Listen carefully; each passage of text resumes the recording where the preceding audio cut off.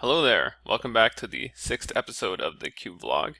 It's been a while. I just wanted to get up some changes for Eldritch Moon and Conspiracy, because it's been a long time.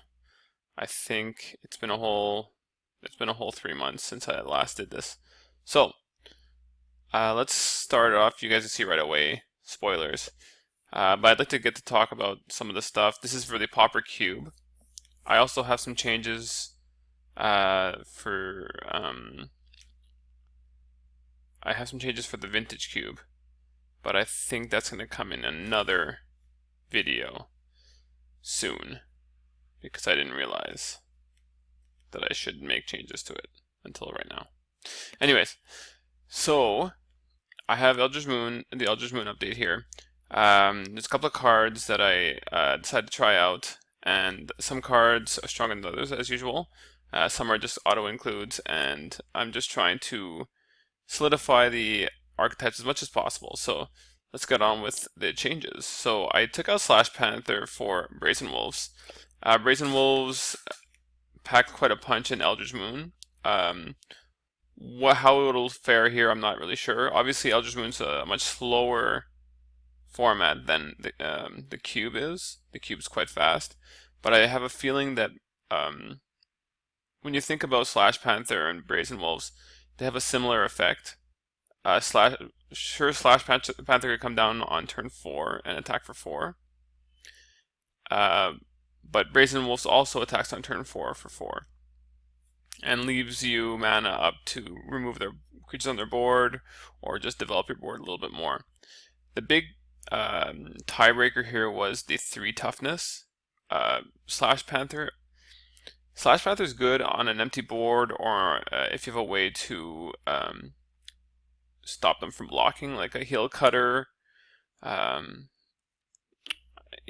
some kind of removal spell. But the thing is, if you're playing Slash Panther on curve, that's not really what's happening. There's a lot of 2 powered creatures in this cube. Obviously, it's pretty fast, so Slash Panther just gets traded off often, and the 3 toughness on Brazen Wolves just kind of breaks the deal open. Like, it can attack really hard, and it has not a lot of creatures can 1-for-1 it. So I think that was a really good trade-off.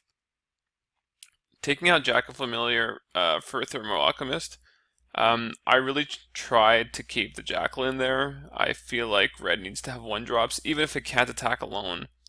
It just develops the board at an early stage, so that they can get a lot of damage in early. But I had to try out Thermal Alchemist, and I think the red-blue spells deck is something I want to develop a little bit more. I already have Delver, I already have Wee Dragonauts, Kiln Fiend, and the likes. So Thermal Alchemist just adds to that spells matters theme. So I think that was a good trade-up. This is not necessarily Eldritch Moon.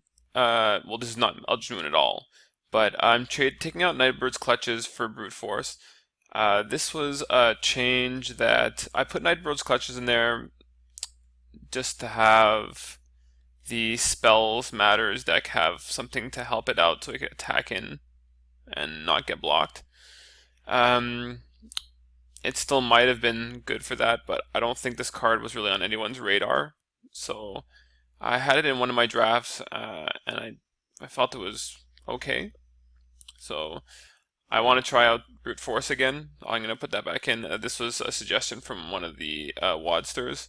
So I'm putting Brute Force in there instead of Nightbird's Clutches.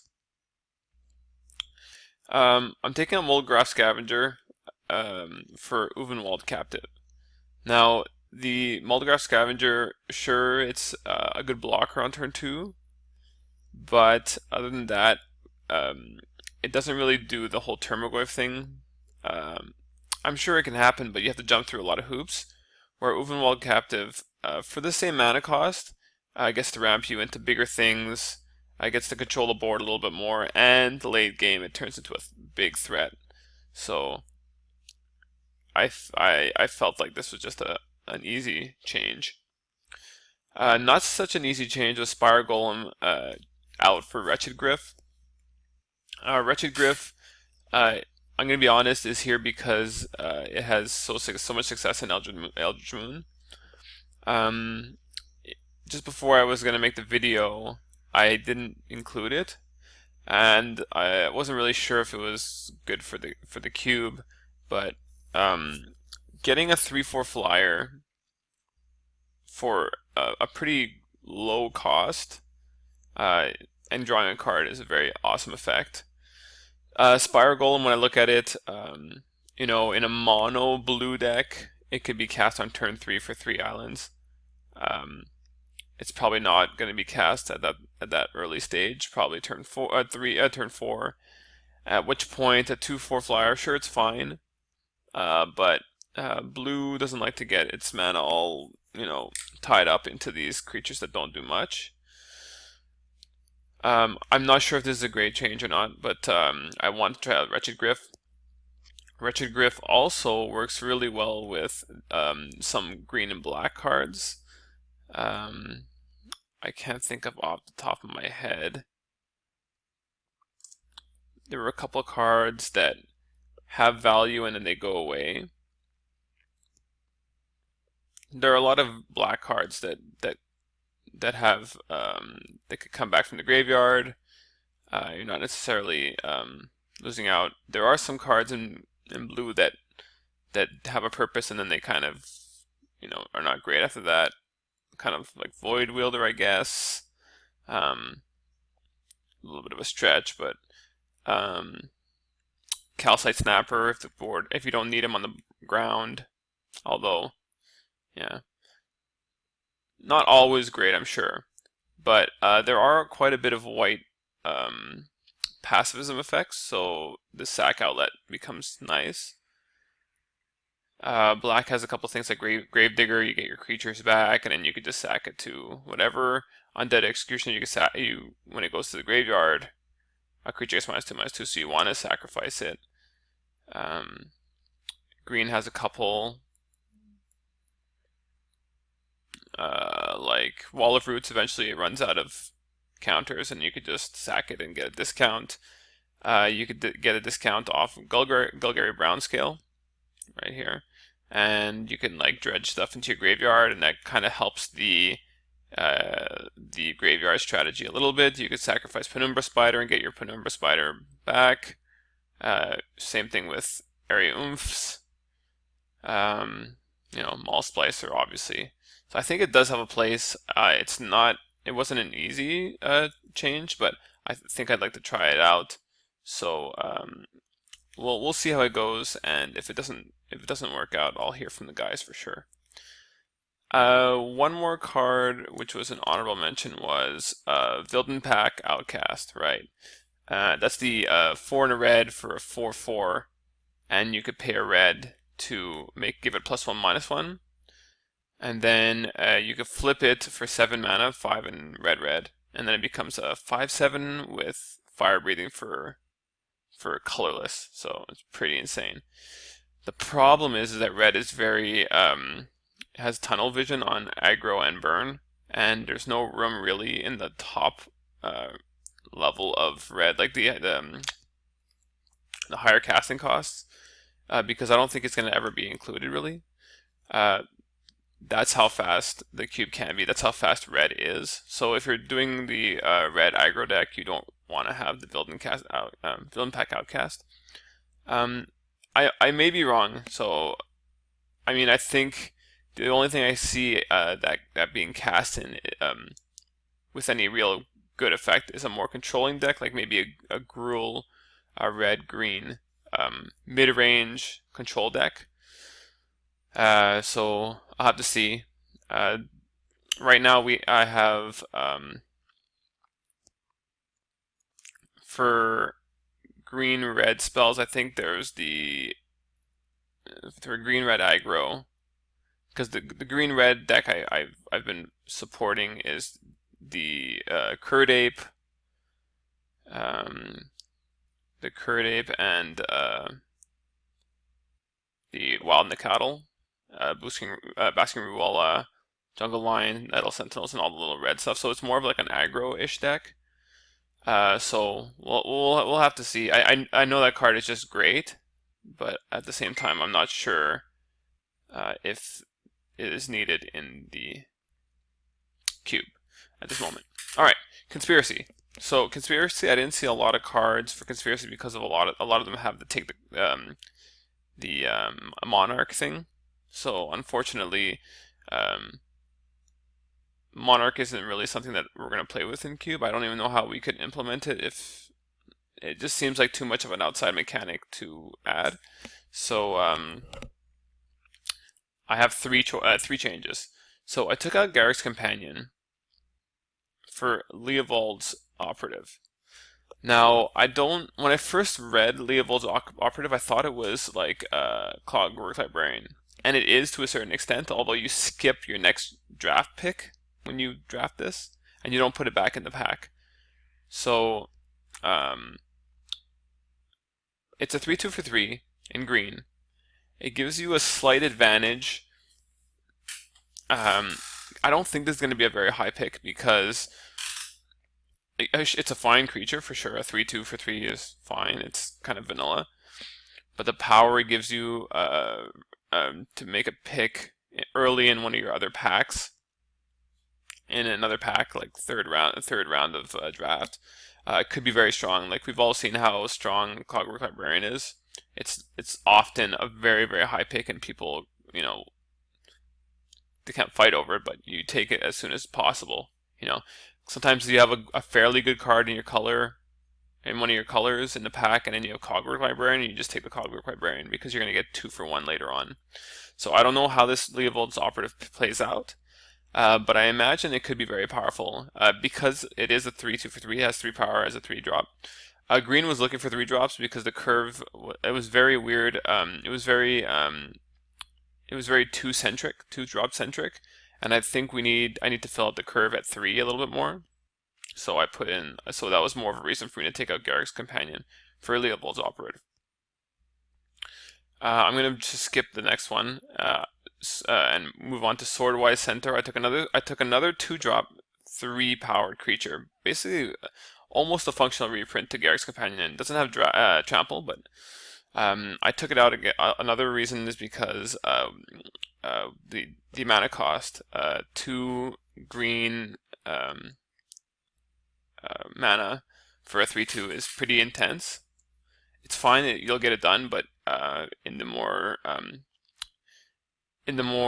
non-monocolored green deck, sorry, I can't speak.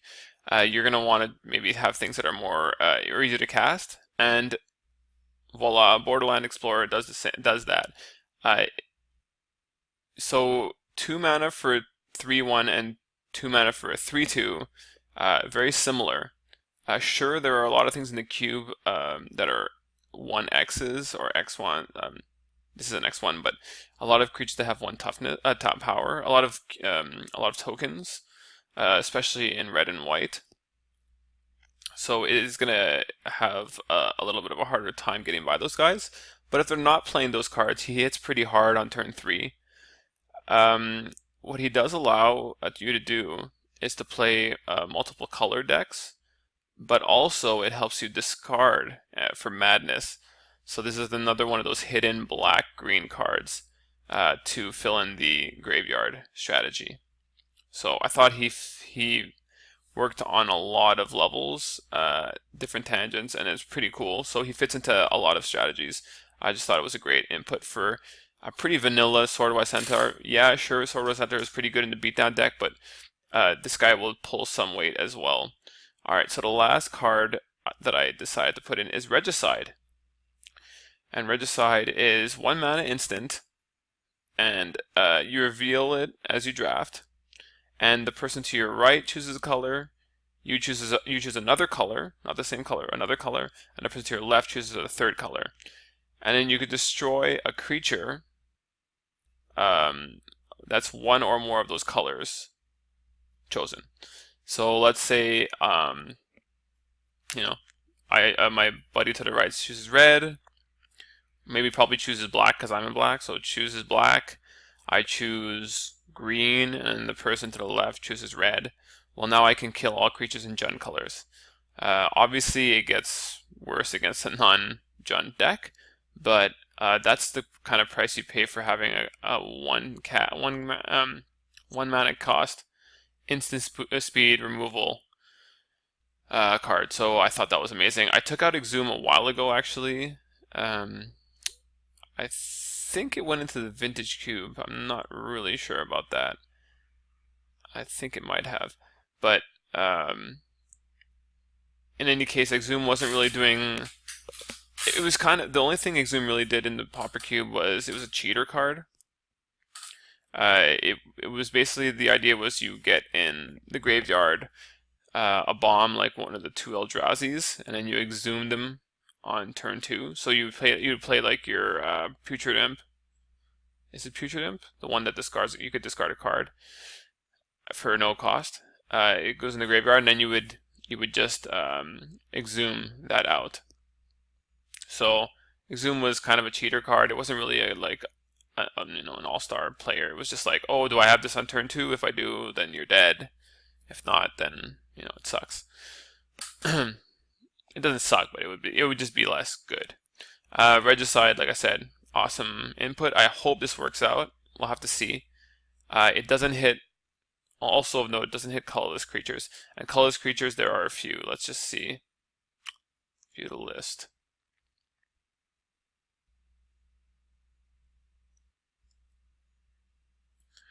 So 1, 2, 3, 4, 5, 6, 7, 8, 9. So it doesn't hit 9 of the creatures and 9 of the colorless creatures, and it doesn't hit 2 full colors, right? So it might be something that I end up taking out in the end. We'll have to see how it works out. But that is it. So I have one more change to talk about, and that is the Vintage Proxy Cube Eldritch Moon changes. I didn't do the conspiracy changes yet because there's going to be a lot of changes. I feel like there's a bunch of stuff. I watched Milo the Gathering, his top 10 list of cube cards from Conspiracy, and there were a couple of cards that I did very much agree with him, and so we'll have to have another update for that coming up soon.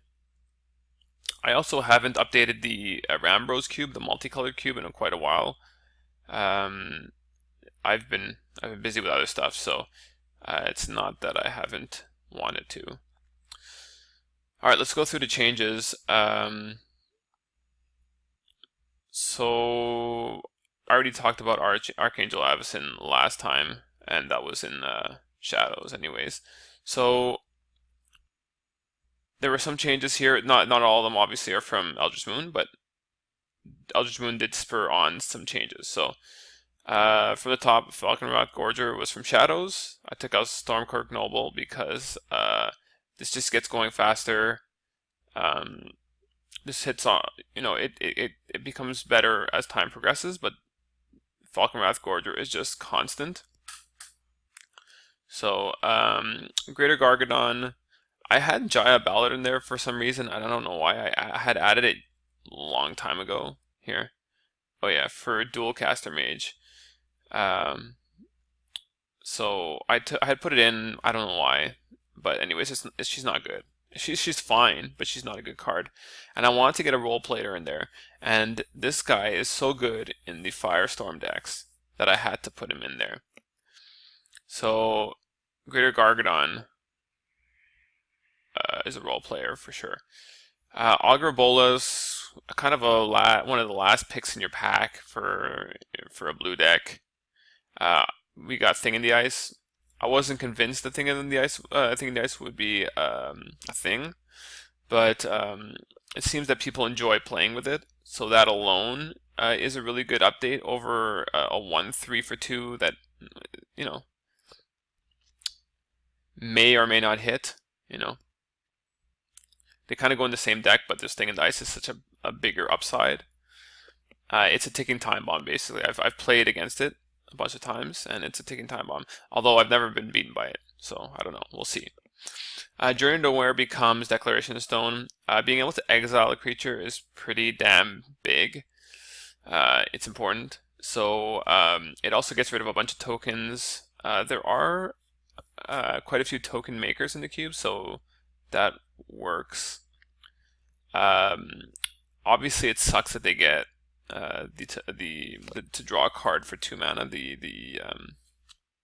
get to investigate, but there's so much upside to exiling creatures in the Vintage Cube that it just gets the hit. It gets to put in over Journey of Nowhere to Nowhere.